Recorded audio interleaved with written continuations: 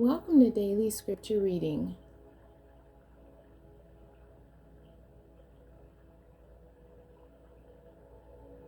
I do not own the rights to this music. These are scriptures on God's character and His Spirit.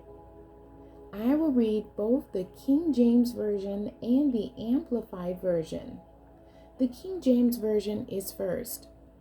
Of Romans chapter 15, verses 5 and 6. Now the God of patience and consolation grant you to be like-minded one toward another according to Christ Jesus, that ye may with one mind and one mouth glorify God, even the Father of our Lord Jesus Christ. The Amplified Version of Romans chapter 15, verses 5 and 6.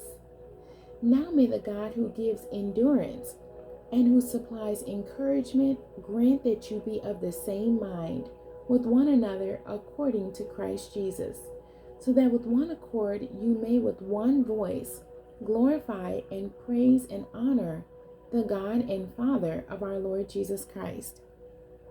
The end. God bless you and thank you for joining me today.